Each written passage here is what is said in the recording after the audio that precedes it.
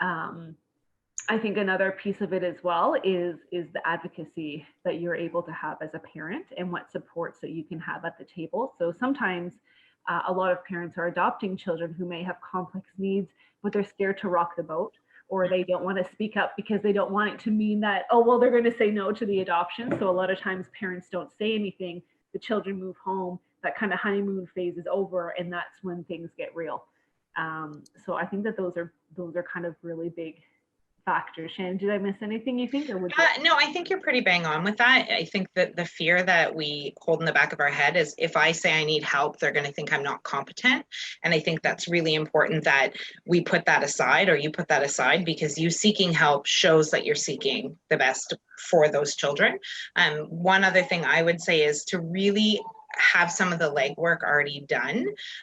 So if there are other ways or other avenues to get that support, that you already know where you're seeking for it, where you're seeking it from, because often they may just say, well, what do you want? And if you don't know what you want, you're bumping this meeting back another month, another 2 months, another 3 months. So try to do the legwork beforehand, and definitely I suggest ask for the BMW. If you get the Toyota, at least you get something, right? So shoot high and then settle.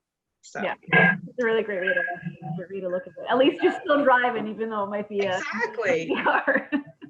And I found for me as well, and I think you brought up a really great point. I think this ties into part of the question as well, is that they were talking about like what can we do to be prepared for this, and what to expect. So when we came in, and we did receive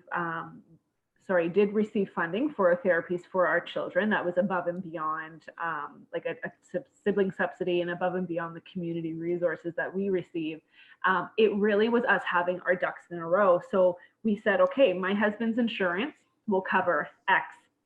We've applied for these 3 services, so he's on the wait list for this, and we get a one-time $500 funding for this. So when we came to the table and said, listen, this is what the doctors are saying. Here's the referrals. Here's the psychological examinations, or here's the paperwork that confirms what we're saying. So it's not just us coming and saying, I think he needs this. Like, these are the professionals. Here's the cost of it. Here's the cost of an alternative. This is what we can personally afford. So we actually broke down our finances and said, this is our monthly income. This is how much our mortgage is. This is what, this X, Y, and Z is our 4 walls. This is kind of how we're supporting it. This is the extra that we're personally able to pay per month. My husband's benefits are able to do this, community support, and this is where the gap is. So we weren't going in with an expectation saying that we are expecting our children's aid to cover $10,000 of therapy. And we had a plan. So we spoke to the therapist and said, this is going to be, for the first 3 months, it's going to be twice a week, because we need to establish that. And then after that, we can go down to 3 times a week, down to once a week, then every other week. So we were able to show them that it was, there was a process for it, that it was thoughtful, and that we weren't expecting children's aid to kind of cover it all. And I found that us coming to the table with our ducks in a row, and also showing that we wanted to work with them, and that we weren't blaming, or that we weren't expecting a certain thing. We're kind of saying, well, this is what we can afford. This is who we've reached out to. This is what we need. This is what the doctors are saying. And it became more of a conversation. And I'm not going to say it's not going to be a hard conversation. It's not shake hands and sunshines and rainbows pop out of the desk. Like, it's a hard conversation at times, but I find that the more prepared you are, like you said, Shannon, the easier these conversations are. And we went in with the knowledge, knowing that sometimes, despite the workers' agreement that this therapy is available, funding constraints just might mean that it doesn't happen right now, but it doesn't mean that in 3 or 4 months we can't go back to the table and renegotiate as well.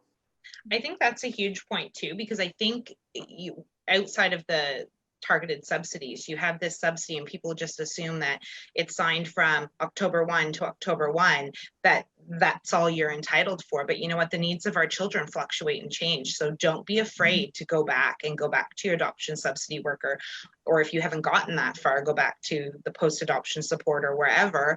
And I'll speak to this, and maybe it'll be somebody else's question, but in our case, we were 7 years, I think, 6 years post-adoption before we walked away and didn't qualify for any of the targeted subsidies. So we had no clue that there was anything out there.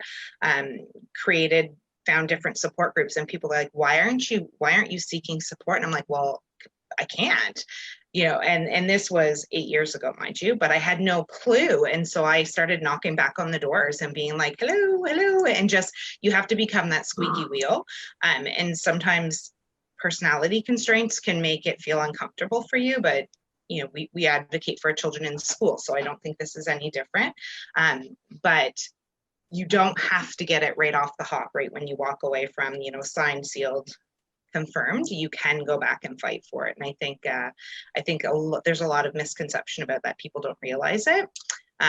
So I'll just throw, those two pieces in, that you can go mid-year. Just because you signed on a paper, it doesn't mean that that's end of story. Things change. So don't feel afraid to go back and fight for it. Don't wait till the end of the year.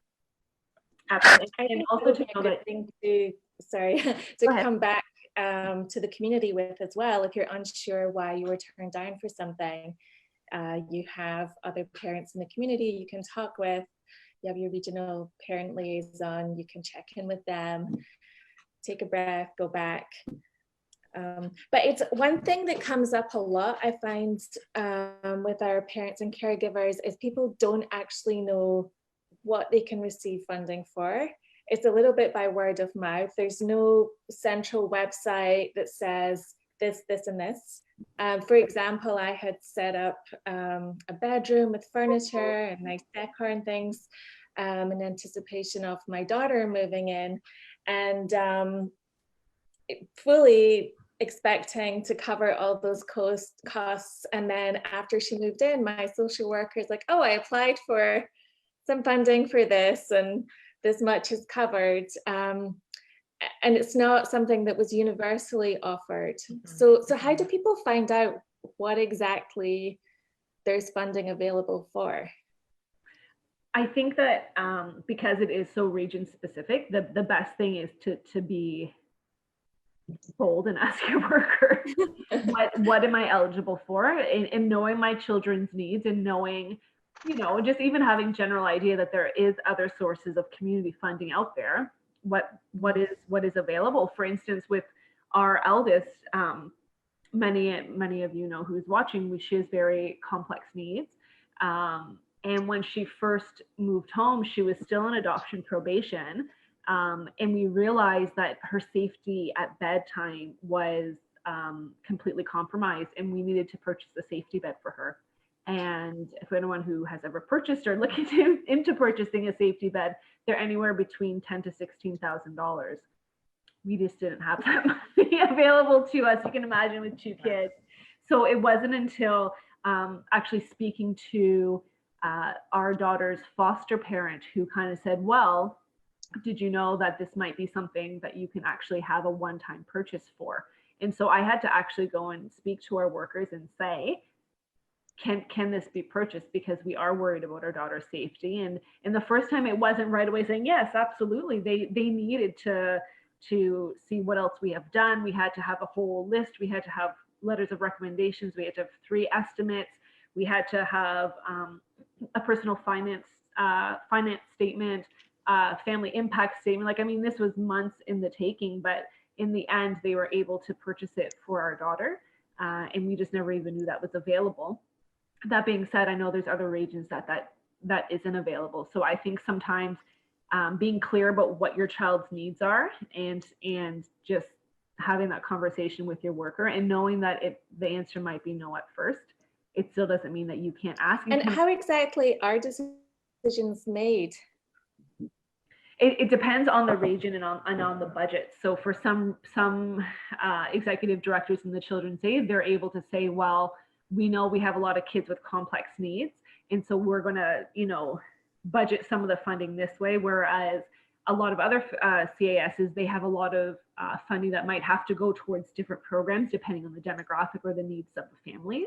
So it really depends on how the money is kind of divided amongst itself. And again, without getting political, it depends on budget cuts and what they're given with. So sometimes it means that Children's Aid have to make hardline decisions in order to stay running. So yeah. I wish there was like a very general answer, but it's kind of very gray and fuzzy. So I know that Children's Aid, who have like a bigger organization, so they have a lot of families they support, they will obviously receive more funding to support their families. And then depending on the needs of the families that they're able to kind of get that support with, it really kind of, I know they're constrained just as much as we as families are. So yeah. So I guess it's depending from year to year on how much money is in the pot, and then how many, like what the needs are of all the families who the CES is working with. Yep. If there's like a priority. Okay. Yep. Let's see, we have another question here. So how can we find out about bursaries from other sources, so non-CES sources, if we have a child with special needs? Shannon and I were actually kind of laughing about this one. I think a lot of it comes down to Google.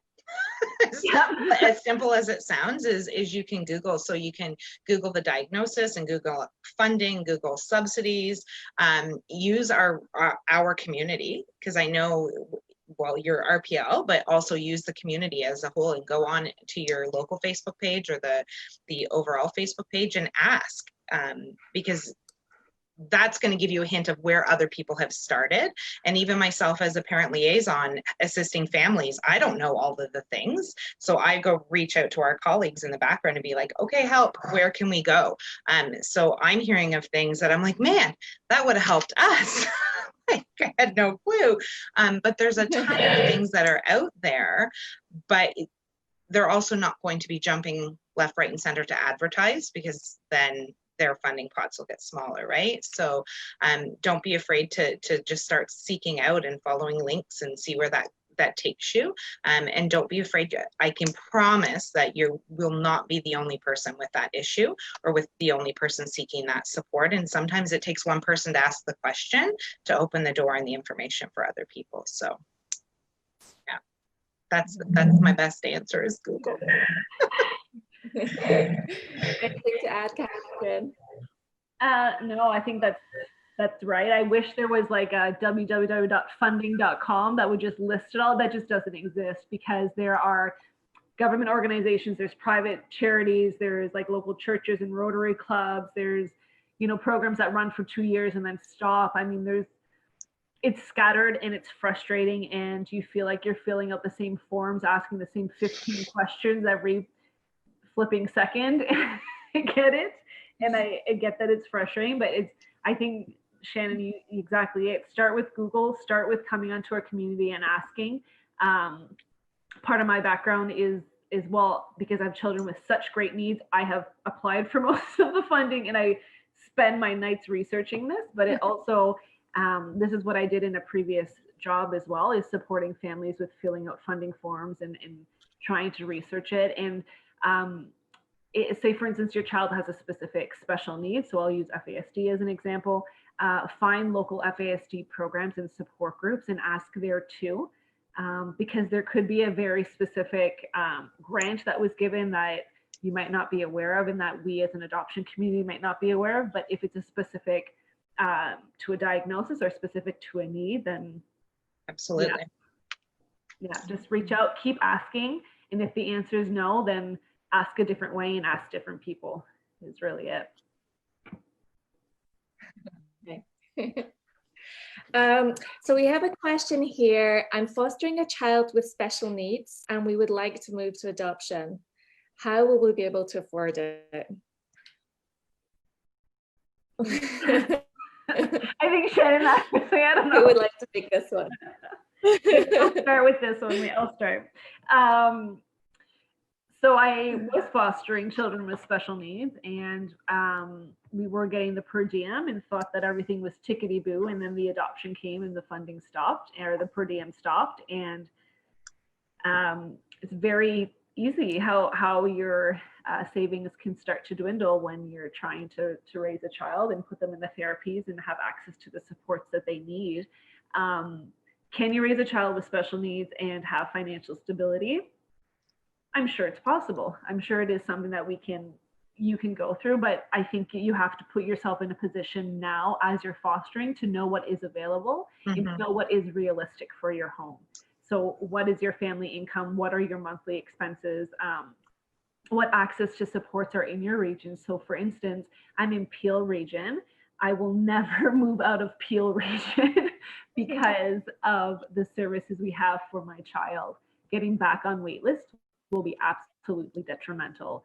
So we made sure that before the adoption was finalized that there was no wait list. She was receiving active service, because the last thing I wanted to do is have her have all these gains. The adoption was finalized and then we're put on wait list for 2 years, or we're forced to pay out of pocket, which, as we all know, it is very costly. So I think making sure that you're planning ahead of time and being realistic with the support needs, and apply for those subsidies and those financial assistances now, so that you're in a better place. And again, if that means that you need to downsize so that you can afford it, then make sure that that's something that you sit down and have a conversation with your support team with. One thing I'll add, we're in the same boat. So we're in Lennox and Addington, and we will never leave. Like we have talked about, you know, this big dream of moving to PEI. And then when we're there, we're like, that's a hard no. Just for the fact that when you get that support team beneath you, the fear of losing it is just terrifying. But one thing I'll add is, if you're in that transitional period, take a look at if you have the access to any personal insurances, see what you can qualify under your own personal insurance. I know many people don't have that option, but if you do, make the phone call, make the questions, like, this is what we're looking into. What does this increase on our insurance? What would we qualify in the event of? And be specific. This is our diagnosis. This is what we would be looking for, because I think that's important. And have the conversations with your adoption workers. If you qualify for one of the targeted subsidies, bring it up, talk about it ahead of time. Don't leave it until the very end, because it's not going to deter the adoption process. They're already in your stable home. And I think that fear and the stigma is really large. And then open the conversations. Your adoption worker is aware of the needs by this time. So open the conversations of, what will this look like after the fact? And do your background, all the things Catherine said, looking into your insurance, looking into supports, have all that on paper ahead of time. And some of it will have to be hard reality. Like Catherine said, it may mean big, different life choices that can be difficult. But doing it ahead of time will really save the trauma for everybody after the fact. If you're 6 months, a year, 18 months in and thinking, what did we do? And then you're backpedaling and it's more difficult from there. Yeah, and I do know as well that, sorry, it's a bit of feedback. I do know as well that there are families who adopt children, whether it's, again, kinship or customer care adoption, and their child is typically developing. And then 3, 4, 5, 6 years go by and they realize their child actually might have diagnoses. And we're living that with one of our children right now who came home as an infant, and now he has 4 or 5 different diagnoses, and these are complex diagnoses, and we didn't plan for it. And I think, much like any family, regardless of how you become a family, this could be a reality, is that there are unexpected costs. And I think it's just to kind of mentally prepare yourself. You can't ever fully financially prepare yourself for these things, but knowing that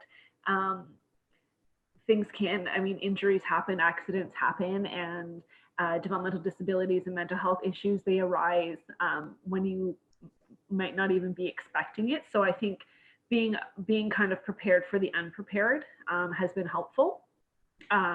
Doesn't make it any less easier or any less harder, sorry. But just make sure that you have that support with you, and again, reaching out for those funding. So if your adoption was done through international or private, you won't have that children's aid to go back to get a sibling subsidy or a targeted subsidy, but you might be able to get grants in other funding sources as well. So just know that if you're going through this where you are just getting a diagnosis or you are having a really hard time with your child, there are some options available. It's frustrating. There's wait lists. the funding forms itself are very demeaning at times, and you have to be very vulnerable. But know that you don't need to be alone in filling out those forms, and here at Adopt for Life, we can help you with that as well. I'd like to speak a little bit to the forms. I know it's, can I do that, Val? Yes, Yeah. I just know, I remember when I first, I can't even remember, I think it might have been the Special Services at Home, maybe that was the one. And I remember sitting there and going through it. And I guess my point here is take your rose-colored glasses off when you're filling out these forms, because we're raising, our son has fetal alcohol, ADHD, FASD, all like ASD, all these things, all the alphabet soup, like many of our kids. And I was filling out one of the forms, can't remember which one, but anyways, it was like, can your child do this? And so I'm like in my head twisting it to, well, he can in this situation, and if I'm there, and if I'm handing him the soap in the shower, like all of these things. And my wife was like, no, stop. Can he do, like, can he do what a typical 12-year-old child can do? If you weren't there, could he do that? And I was like, well, no, not a chance. And it was like that with every single question. And she's like, we're not doing him any favors by boosting him up. Like, we boost our children up in so many ways all throughout their life, but on these forms, it needs to be the black and white. If you weren't there and you weren't their provider and you weren't there doing all these things, could they do that? Could they function? Could whatever the things are? And I found that I had went through so many variations of all of these forms, trying to be politically correct and be like, well, of course he can do these things. But when you strip all of my emotions away, fundamentally, he was not able to function in a neurotypical, you know, chronological age stage, all of that stuff. So I think we have to take our heart out of filling out some of those forms. And yes, they're demeaning, and yes, they suck, and yes, that you get really, really angry, but do it anyways. And if it means reaching out to a buddy, mentor, a parent liaison, like, do it anyways, because it's better to do it truthfully, than try to fix it and butter it up.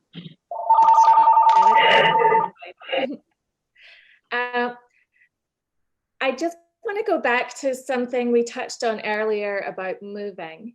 So what happens if I adopt 3 years later, I move out of province, or I move to another area covered by a different CAS? Does a targeted subsidy come with me? Who do I talk to if new needs arise? How does that work? So with the targeted subsidy, it's with where the child is. So for instance, our children came from Essex, CAS Windsor Essex, but we are in Peel. So our funding is managed by Windsor Essex.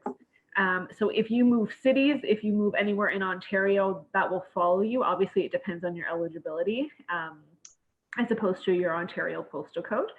So every year we have to hand in, they'll prompt us, hey, give us your notice of assessment and your needs. So we send that kind of stuff in. Out of province, what I have heard, again, please, I'm not 100%, but what I have heard is that the targeted subsidy is an Ontario-based program. So it is my understanding that if you leave province, you would not be eligible for the subsidy, but please make sure you check with your Children's Aid before you move, because I might be wrong. I'm aware of a few families who have done that recently and did lose their subsidy. And then the adoption. Okay. So I have a question here about health, dental, and drug benefits.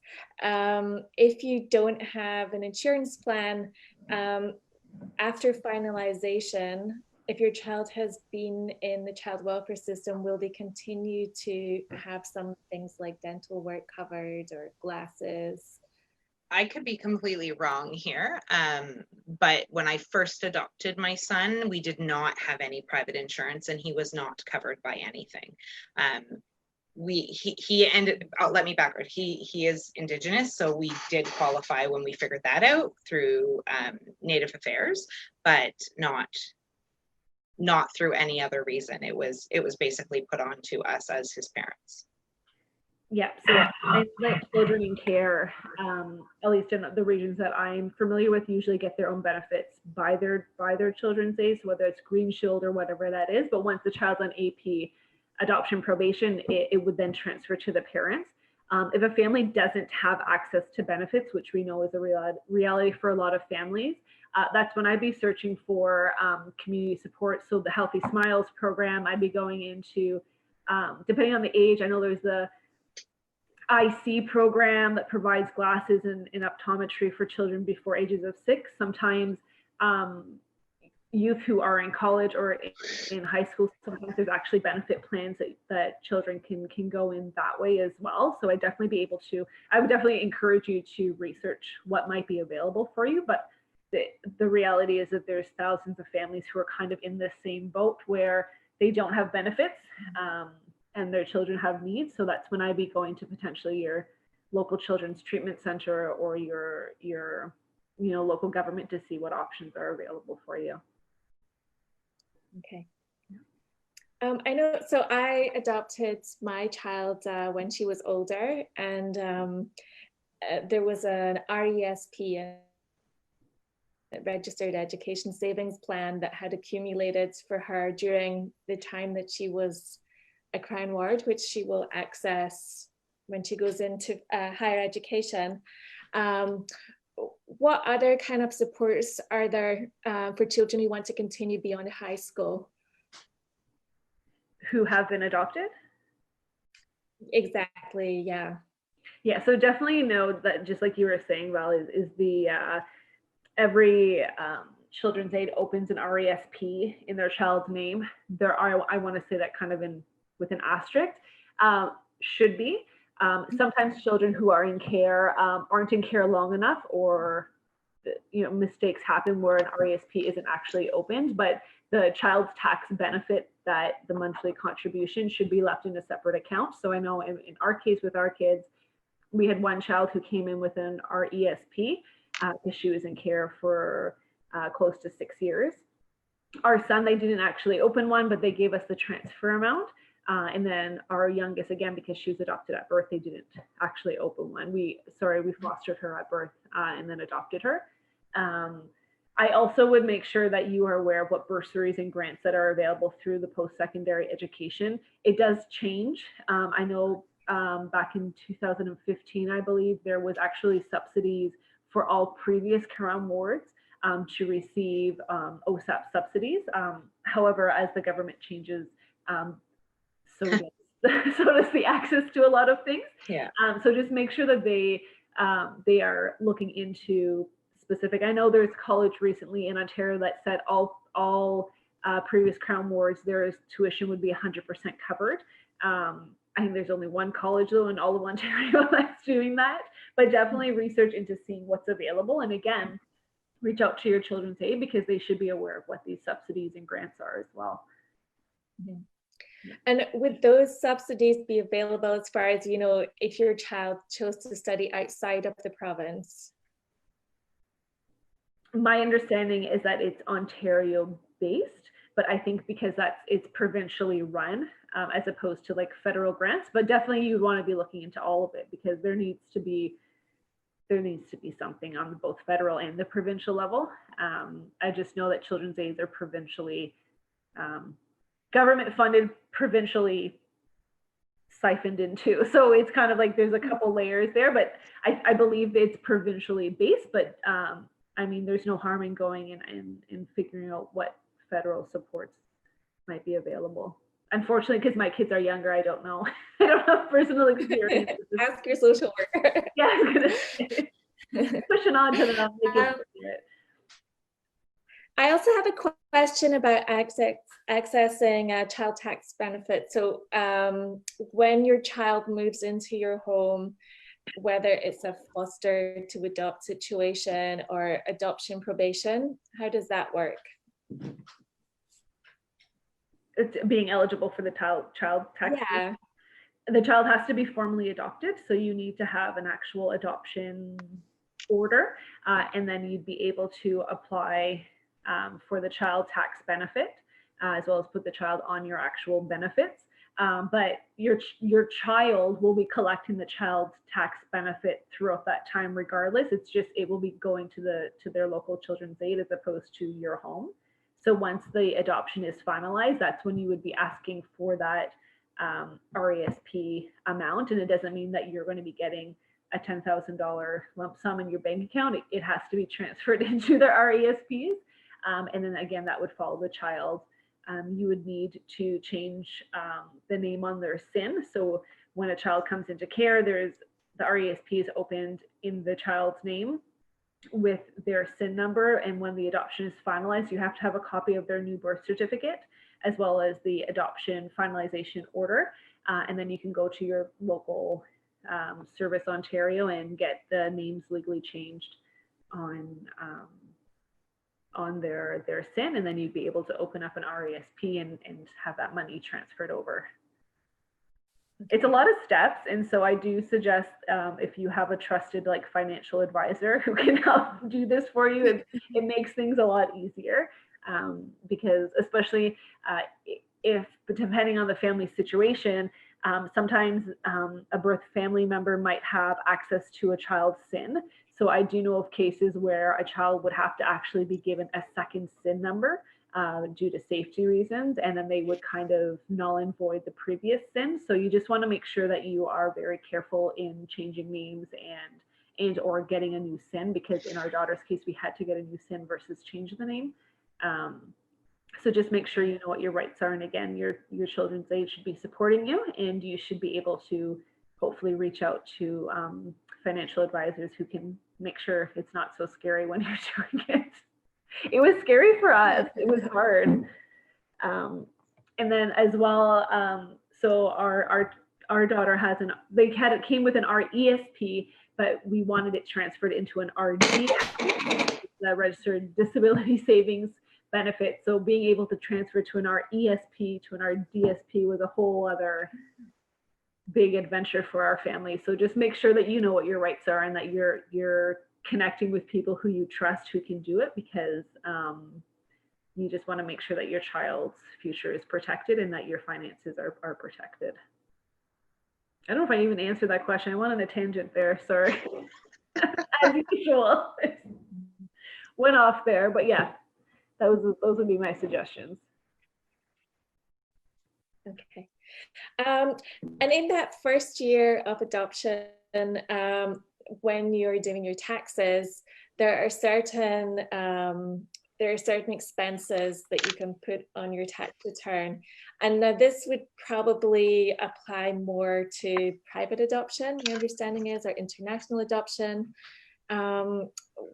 What kind of receipts should we be saving and expenses should we be tracking if that's our case? Yep, so you can claim any adoption related expenses. So that includes your home study, your pride training, potentially the travel for international adoption. So keep it all, everything, gas receipts.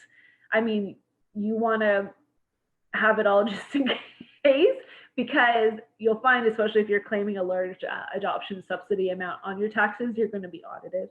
I mean, that's just prepare yourself for that.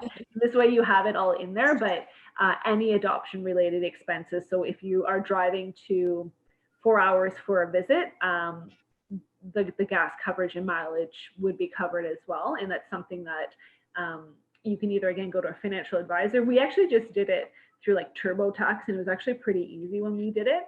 But you want to keep everything, because we were ultimately audited, and thankfully, because I'm a hoarder and keep everything, we were able to have it already. So yeah. We have a comment here from somebody who's watching our webinar.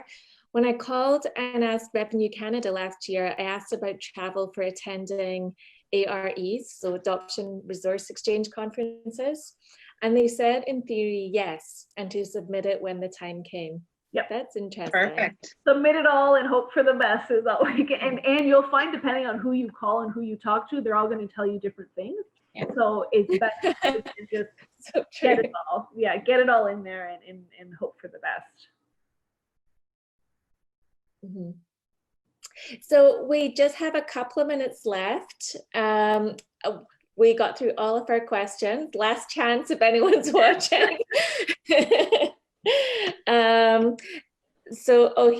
We have a question here. Oh, just a comment. Some insurance companies are actually willing to put children on as dependents before the adoption is finalized.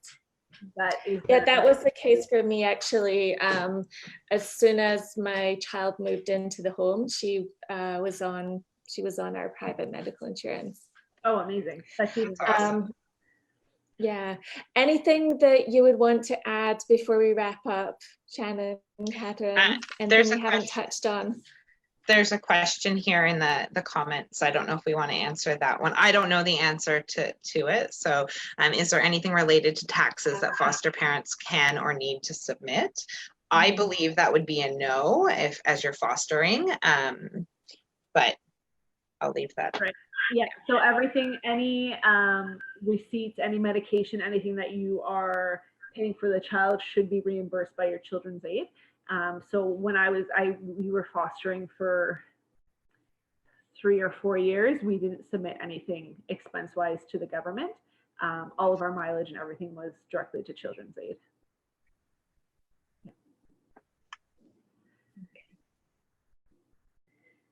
Okay, final minute. So I wish we had because I don't even think we touched on the community. It's kind of crazy. I'm thinking this could go forever. It really could. This topic is, well, all of our topics are huge, right? But I feel like that hour went really, really quickly. I know we didn't even touch most of the community service. I know that the children's aid, I think, funding is a big one, and it's very confusing and complicated. And unfortunately, we don't know all of the answers because it is such a region-specific thing. So I think maybe this would be a good time for us to say that in November, we can probably do another funding snack and chat only on Shannon. I'll book you another snack and chat just on the community resources, because like there's special services at home, assistance for children with severe disabilities, the Easter Seals Incontinence Grant. Like there's like so many things that a lot of families may not be aware of. And I don't think you know until you get to that point of grasping at straws, and then you start just pulling from everybody. And that was what happened in our situation. We knew there was something when the little man came home, but we really didn't know for years after. And even so, it wasn't until within the last 2 years that we were really like, okay, we're really struggling, and we want to offer the best possible chance for all of us within the home. And that's when I started pulling, and I was like, how have I never heard of this? Like, how has he been in my home for 13 years and I had never heard of, even though some things were newer, but some things had been around forever. And I feel like there's this blanket of secrecy over a lot of things, and it shouldn't be. So I think we absolutely could have a whole nother session on what's out there, just so people can take notes in the what if stage. So, and I think too, just wrapping up as well, as I know that for myself personally and hearing from other families is that as parents, there's a lot of guilt associated with I should have done this sooner, or I wish I would have done this, or could their lives have been different if I accessed this? I want you to know that those feelings are absolutely normal, and that we are doing the best we can with what we have. And knowing that there's funding available is helpful, but funding, I mean, the love and consistency that you have for your children is a huge part of it as well. And I also just want to validate that it isn't consistent across regions, and it's not consistent within our cities. So some families do receive more funding than others. It can be very frustrating. So I just wanted to validate that those feelings may be out there, and that you're probably going to go through this yourself as you try and access funding, and as you're trying to learn about what is or isn't available in your city or to your family. So just know that you don't need to be alone through any of this, and that it's okay to be frustrated. It's okay to feel overwhelmed and to feel isolated in trying to access this support. But this is why we're here and having these snack and chats, because we've lived through it and we're living through it, a lot of us. And it's okay to know that we're doing the best that we can as families. And if, you can't access supports through your local children's aid, just know that there could be other supports available, and know that we're here to help you through it. So I just kind of wanted to end on that note with that quick sentence of validation for all of us. 100%. So thanks everyone for joining us. Good chat. Let's keep talking about it in the Facebook groups, and yeah, we'll meet up again in November and do this again. Awesome. And very quickly next week, we will be doing the snack and chat for families who are getting adopt ready. So for those of you who are just beginning the process, want to learn about adoption or kinship or customary care families, and you want to know how to start or where to begin, that's what we're going to be talking about next week. So feel free to start sending us some questions on that as well. Perfect. Thank you guys so much. Have a great afternoon, and hopefully you're Bye, everyone. To have some lunch. Bye. Enjoy the rest of the afternoon. Bye.